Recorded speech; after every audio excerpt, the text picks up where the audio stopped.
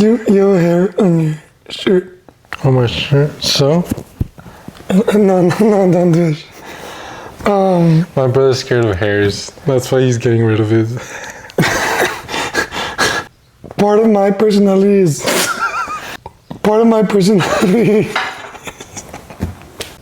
Yeah. Yeah. Serious. Professional. It's all good.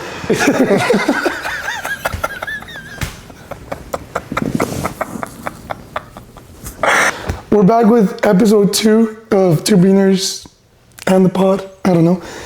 On the previous episode, we talked about your journey, the different teams you had, the different experiences.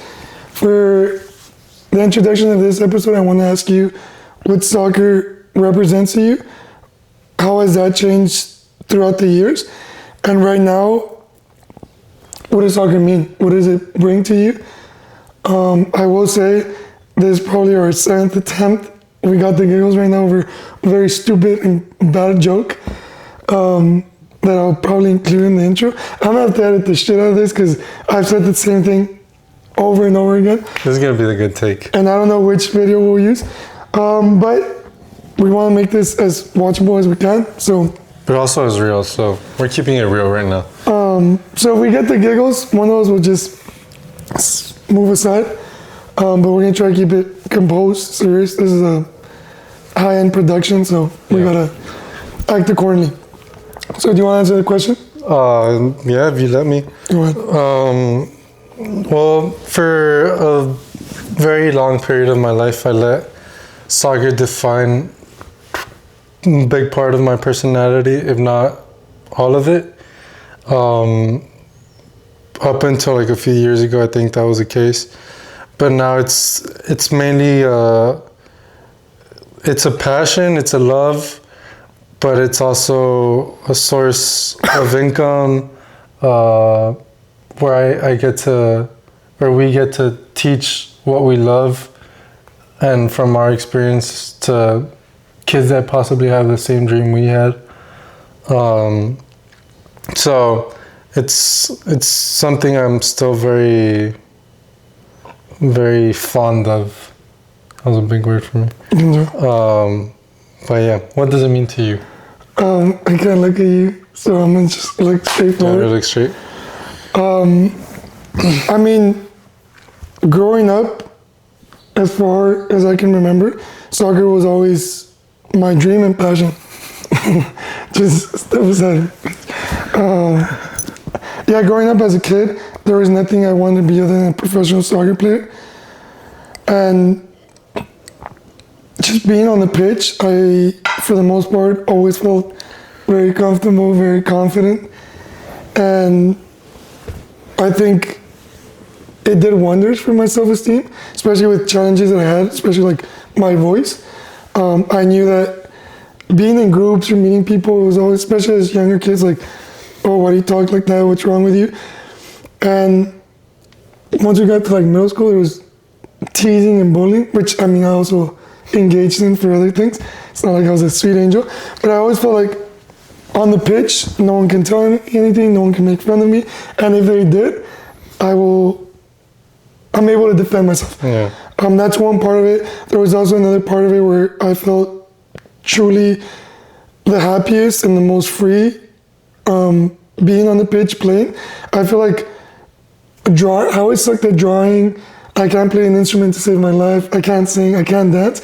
So soccer was where like I was able to best express my creativity in some things. So it's represented so much. It's also represented things that growing up I didn't necessarily know how to handle, certain pressures, certain expectations. And I feel like as we've grown older and we get to know ourselves more and we have more clarity on who we are, we're able to differentiate between, my passion, my dream, or my performance in that doesn't necessarily represent who I am as a person, and some of that pressure goes away. But yeah, in summary, growing up, soccer was my true love, was my passion, was my dream. And it was also my comfort my safe haven and where I felt the most confident. So yeah, that's what it's meant to me. So kind of like a escape in a way, Well, in the confidence sense. yeah, I guess you can say it like that. Also, in like really challenging times, like when Albert passed away, I remember the first time I felt some sort of peace was playing 77 at La Cancha. Previous to that, like obviously I had your guys' support at the time, I had my girlfriend's support. But I don't know, the heartbreak was so strong and it was so painful that like, I don't know, you felt something just completely off. You felt a big part of you was missing.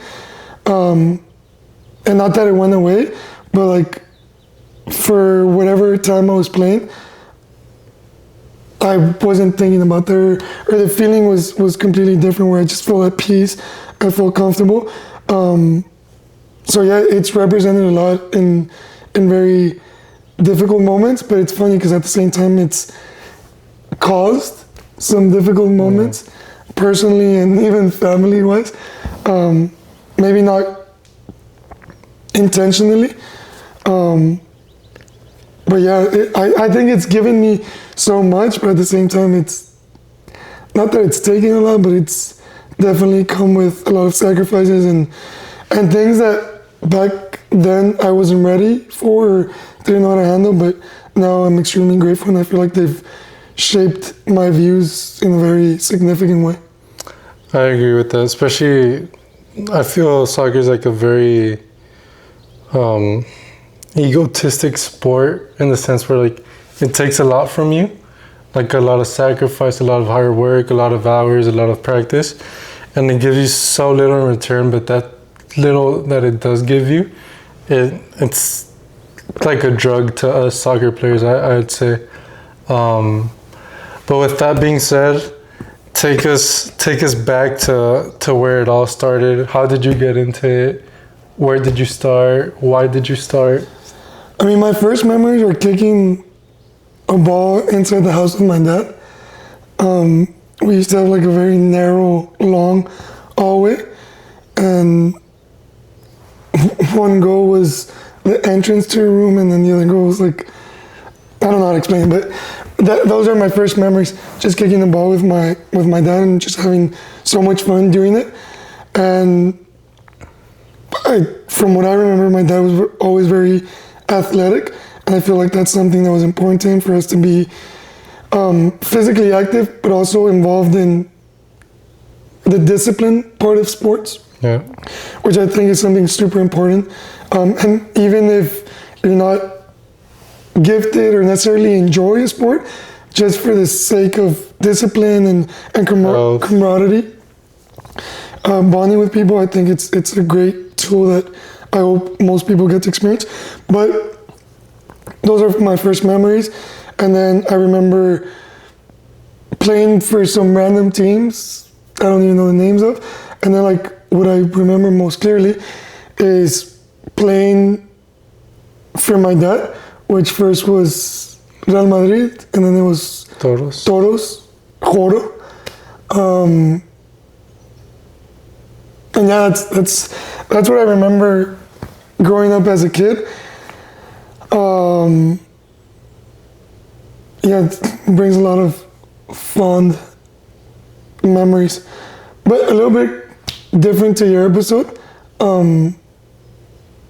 I guess since I didn't really play professional academies, even though I had tryouts or I spent a couple months in different teams, Rayados, Pachuca, Puebla, Celaya, I feel like I'm in a completely different position, or something I want to talk about is this opportunity that we already mentioned of playing together. I didn't think I was going to play soccer again. So I think that gives me a completely different perspective on this experience, which I'm not gonna lie, I'm a little, I don't want to say nervous, but there's a part of me that hasn't experienced the ability to disassociate competing in my performance with my personality. Yeah. So I'm honestly wondering if I'm gonna revert to old ways, or if I'm truly gonna be able to enjoy this experience. Because at this point, I don't have ambitions of going pro, even though sometimes I do dream during the season a U.S. scout just right before the World Cup is gonna be at our games, and he's like, you know what, we need a center mid. We had an injury just last minute, and then they called my name. Weston McKennie got injured. We need someone to. You're the second guy on the list. We need someone to pair up with Pulisic, and I play a World Cup, but I don't think that's very likely. So just to be able to play for the sake of enjoying and for the love of the game, I honestly think it's something I've never done. Maybe you can talk on this as well, but growing up, wherever I was, there was a self-imposed expectation of like, okay, I'm here, but this step should get me to being a professional player, and if I don't make it, it's a failure. So it's like a lot of pressure, and really not appreciating what you're living in the moment. Yeah. Does that make sense? Yeah, definitely. No, yeah. I feel like even me being like in academies or whatever, it was always like everything was a trampoline to be a step ahead, or already thinking the step ahead instead of enjoying that process or that journey in of itself. Like I remember when I was in Rayados, it was like, okay, this is a trampoline to like make it to play a year up, and from there like try to see if I can get an academy in Europe or get scouted by the national team. It was never like, oh, I'm playing right now, I'm having minutes, I'm a key part of the team. Like it was always like trying to be one step ahead, but because of that you miss out on a lot too. Yeah, and it's a fine line between being comfortable and staying in that comfort zone, like, oh, I have minutes, I'm good here, like I'm just gonna cruise, and always thinking ahead. Yeah. I think if I could go back, or honestly right now that we work a lot with kids, if there's one thing I would strongly advise, is to make the best of wherever you are in this moment. Even if your goal is to play pro, there's not one clear path, there's not one way to skin the cat, so to speak. And you never know when your time is going to come. So wherever you are right now, enjoy it, learn, grow, and things will sort themselves out. But like playing with Laredo Heat, the senior team, like making that jump from playing academy to senior team where there was ex-professional players, very high quality. It was like, okay, this is a real good spot for me, but this should help me get into an academy team so I can play pro. And if it doesn't do that, it's a failure. And I feel like if I could go back, I would have enjoyed the opportunity a lot more. I would have cherished it more.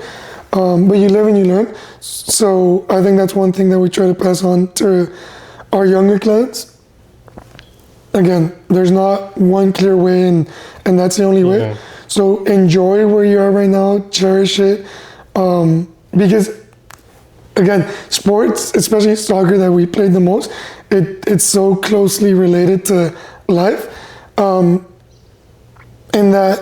many ways, but in this case, each moment is very unique, and the chances of you reliving it exactly the same are slim to none. And that has its pros and cons, but that, to me, it's taken me a long time to really learn that lesson, but it's just taught me, like, enjoy it. Things are not going to be the same, and that can be a good thing. But it also means you're not going to relive it, so enjoy it while you can. Yeah. Sometimes, unfortunately, like, at least for me, but I feel like for most people or for most things, you don't realize or you don't learn the lesson till and sometimes way after it happens. You're never like aware of it while you're in it. So I do think that's one thing we try to implement with our kids we train. But I mean, soccer, and I feel like most sports, but soccer is a sport of moments and waves. So you just gotta ride the wave sometimes. Sometimes, I mean, players make, or like Chicharito, supposedly his opportunity came through injuries of other players, and now he's a top goal scorer in Mexican national team history. So it's just that, it's moments and being ready for those moments. Yeah, there's a lot of circumstances that can either play in your favor or against you. Yeah. But all that to say, if this is your passion, or let me scratch that, for anyone with a passion to get to where you want to be, you're gonna have to go through your trials and tribulations. I think that's also another thing that I could have handled way better, in not getting too low and not getting too high, and understanding that there's gonna be moments where you're playing with players that play professionally, that are 5-10 years older than you, that are physically stronger than you, that are technically better than you, and you're still developing, so you're gonna have to sit on the bench, and that doesn't make you any less of a person or a human being. So learn, take what you can, and like that I can give different examples where just really getting down, and we can talk more in detail about this, but I feel like any profession, your performance is going to be affected by your mental and emotional state. So I think part of the journey has been strengthening our perspective, our mindset. Yeah. Obviously that's come with a lot of mistakes, a lot of flaws, a lot of things that I wouldn't necessarily say that I would like to change, but definitely have very present in mind so I don't commit the same mistakes. So yeah.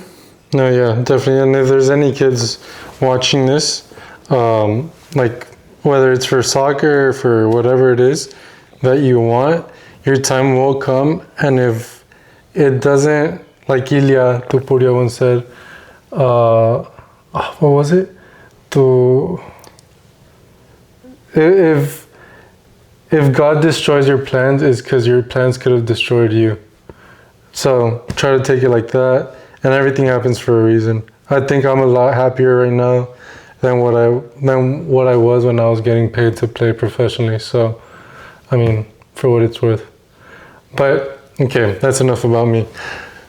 So, you never got the opportunity to be signed to a professional academy, but you tried out for Rayados, Pachuca. From what I remember, Pachuca was your closest one to actually staying, but I might be mistaken. You can give us more insight on that right now. Puebla, Celaya, and a team in Bulgaria, in Dubnica.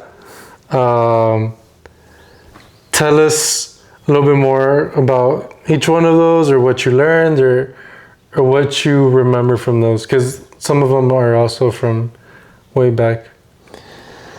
I think what sticks out to me the most is the mental and emotional aspect of it. Wait, also U.S. Youth National Team pool, Yeah. which isn't easy to do, especially non-academy. Yeah, I think that was one of the coolest experiences I've lived with soccer. Sorry to interrupt. No, you're good.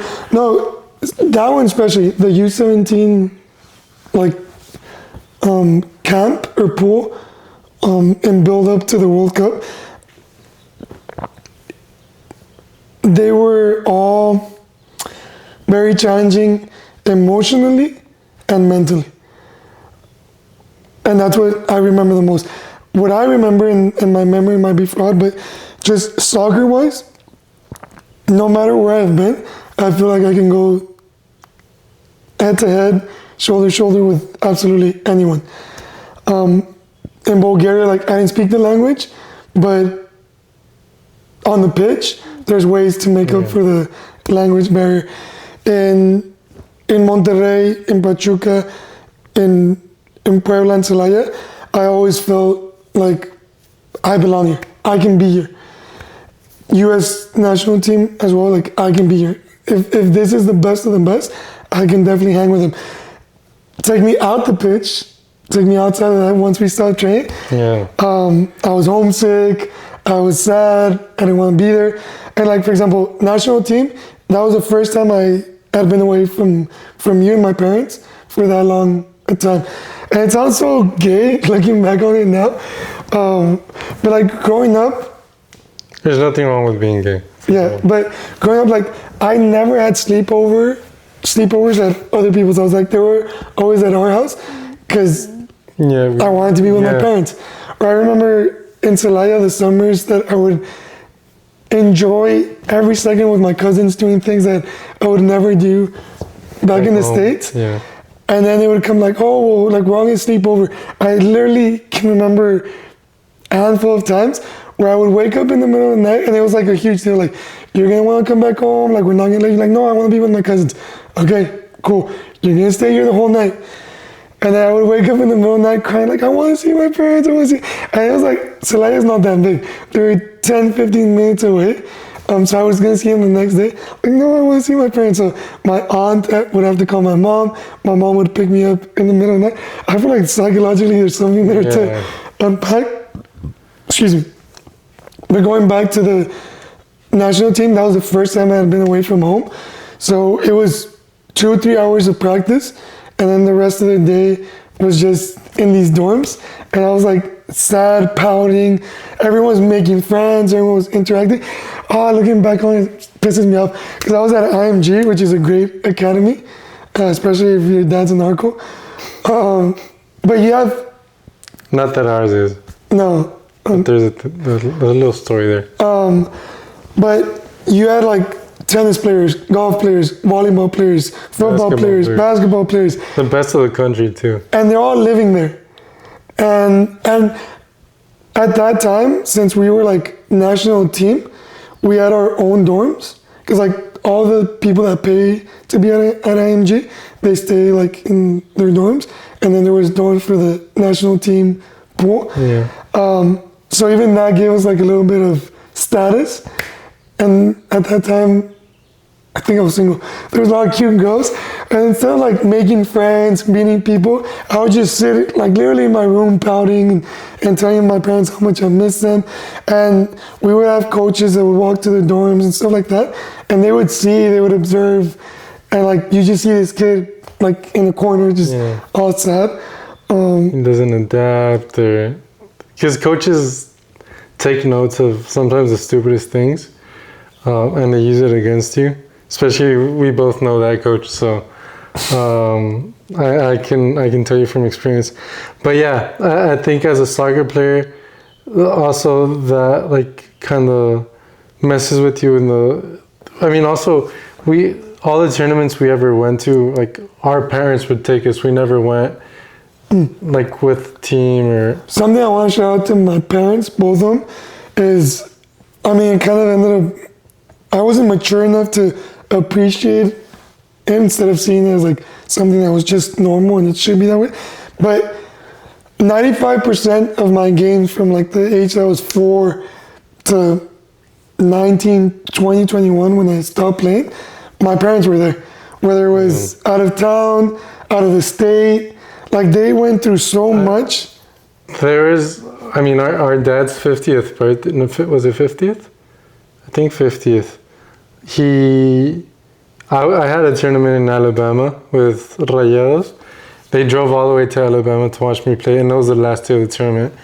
So they finished with my game and drove all the way to Houston because you had a game in Houston, and then drove back home after the game. So, I mean, our parents are nowhere near perfect, but they're very present, and they did a lot for us in a lot of things, but especially in that. And I would say. At the time, I didn't have the maturity, again, to view it that way, but back then it was a double-edged sword. But for the same reason that I always had that support, or we always had that support, it was such a confidence boost to like know like, oh, I have my parents there that like, they're gonna support me. And I remember we were the family that out of town games, we would have like 3-4 of our teammates driving with us because their parents had to work or they couldn't afford to pay for gas, pay for hotel, pay for meals. So in that sense, we were very, very privileged. And I just grew accustomed to always have my parents there. And then you took that away from me and I was kind of lost. Yeah. I didn't feel that same confidence. Lack of maturity or whatever you want to call it. Yeah. But yeah, in all those experiences, I feel like soccer-wise, I was able to compete with anyone. It was just more of the other 20 hours in the day. Yeah, exactly. That's what I was gonna say. Like, you're in the pitch for an hour and a half, 2 hours, and there you can go head to head with whoever you want. But the remaining 22 hours in the day, what are you doing? What's in your mind? What are you feeding your thought? And I feel that was one of my biggest mistakes as a soccer player. But yeah, that's what nobody sees. And I'm not gonna justify it, but growing up, things were good, man. Things were really good. Fed with a silver spoon. So I liked a lot of resiliency to say like, hey, this is a temporary sacrifice for a long-term dream, long-term goal that you've been working for, because it was very incongruent from my part. Granted, I'm talking about 14, 15, 16, 17, so not nearly the maturity that I have now. Not that I'm mature by any means, but just a lot more than that. But things were good, so I didn't necessarily have to go through a lot of challenges or adversity. So at the slightest inconvenience, I was like, fuck this one. Yeah. I want to be at home in my nice house with my family. Going to the lake on the weekends. So boating. my parents screwed me up. I wish they would have made me suffer more. Yeah. And I would have been... We wouldn't have been brought up so nicely. No, but honestly, with all the experiences we've had, I'm beyond excited to just enjoy the game because I love competing. I love the preparation that goes behind it. I'm taking care of myself to try to perform at the best, whether it's Sunday League, whether it's a semi-pro. Obviously, if we were having this conversation 5-10 years ago, we would laugh at the fact that we were going to be playing Sunday League and or USL2 or semi-pro. But now I look at it with a lot of gratitude. And I think I'm always going to love the game, the sport, the discipline, the camaraderie, the competition. There will be an age where we no longer are able to compete or do things the way we would like to. Yeah. Despite the fact that I'm about to turn 30, I feel confident. We'll see, maybe I'm mistaken, but I feel confident that I can still help out a team, whether it's playing a minute, 5 minutes, 30 minutes, or 90 minutes. I just want to contribute. That's another thing. I want to put my ego aside and just contribute to something bigger than myself.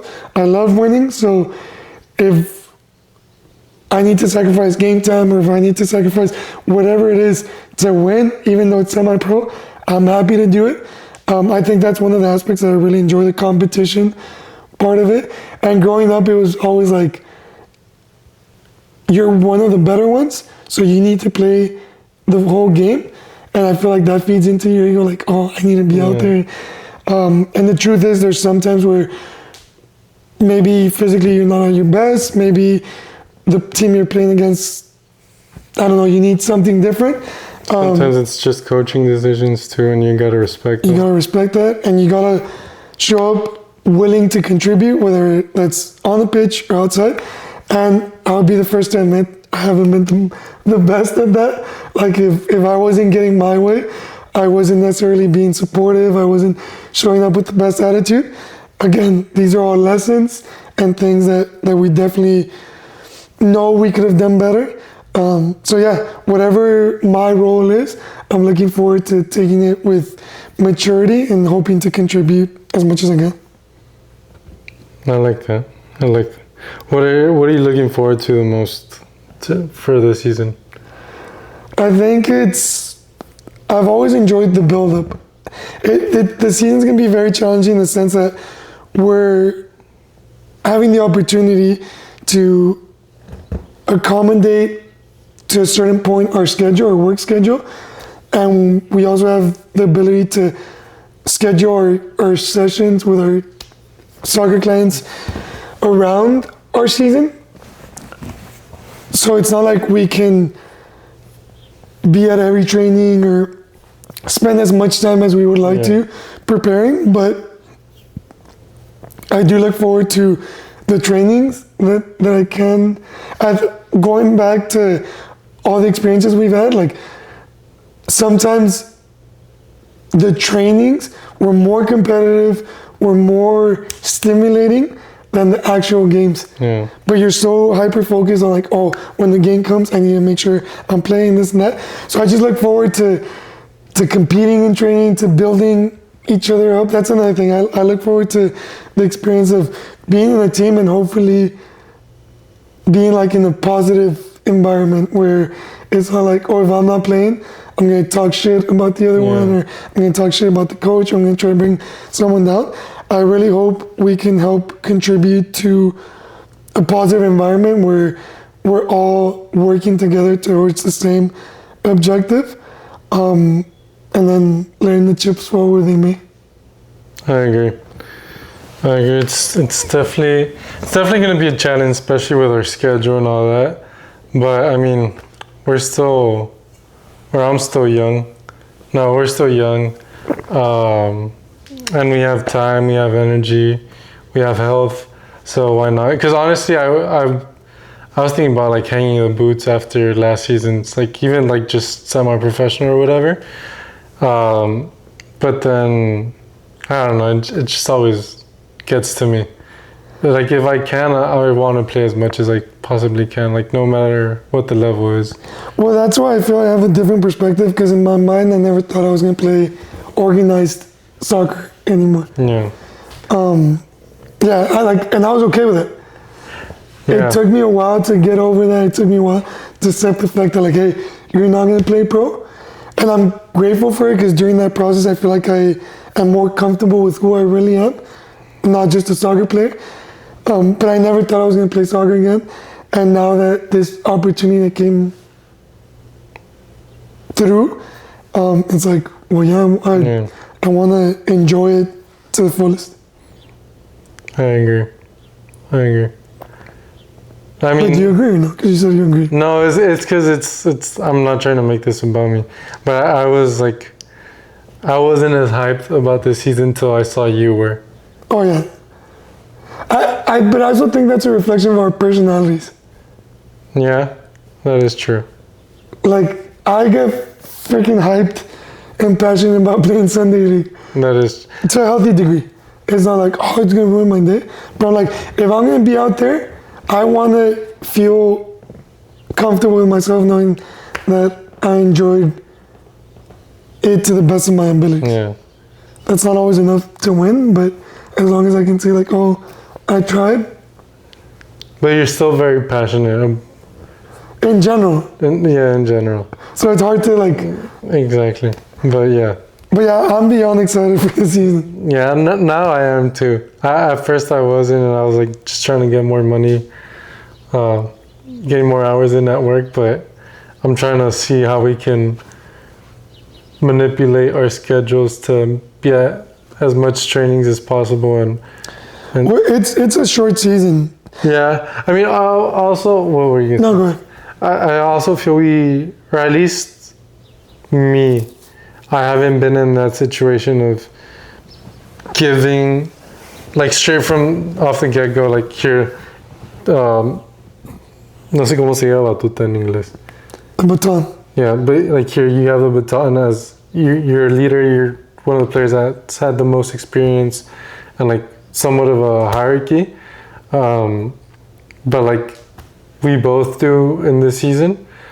Last year I felt like that was what was sold to me, and it didn't end up happening. So also that kind of like gives me like a bit of motivation to start the season, you know? Yeah. Especially now coaching more seriously too. Yeah, and I think it's also an opportunity for us to practice what we preach. Yeah. In so many different ways, from technical to tactical to health to recovery, but also a lot of like the mindset, the attitude part of it. And we can yap here all we want. The first game where if we happen to get benched or like, we're gonna have to stay congruent with what we've been talking about. At least for me, like I said, I'm given an opportunity that I didn't think I was gonna have again. So to be like, no, I deserve this. Like, nah, bro, it literally, the last time I was about to, I didn't even play. The last time I was about to play semi-pro, I think it was UPSL, I don't know, was right before COVID with Peter Mulama, shout out to my boy, in San Antonio. I was training. It sucked because training was at like 9 p.m. I was crashing at Mauri's place. Shout out to Mauri Garcia. And that's another topic for another episode. But it is going to be a sacrifice of staying up later because trainings are in the evening, games are in the evening. But it's a very temporary sacrifice that I'm willing to do. But I feel like we'll wrap up this episode here. Appreciate you asking me this and letting me talk this You're welcome. episode. Support your local beaners. Don't support your local team, support your local beaners. Yeah, we're going to share the schedule here. If anyone wants to catch us in action. Hopefully we get some action. Yeah, hopefully we can still get on the pitch. But yeah, it's very exciting time for us as players, as brothers. So hopefully we can. As a family, I feel our parents are very excited about it too. Yeah. Bro, I'm at the edge where the first whistle I hear from the stands, I'm gonna turn around, shut the fuck up. No, but yeah, thank y'all for supporting us. Get you on the Support the pod. Much love. Vamos a grabar el otro episodio.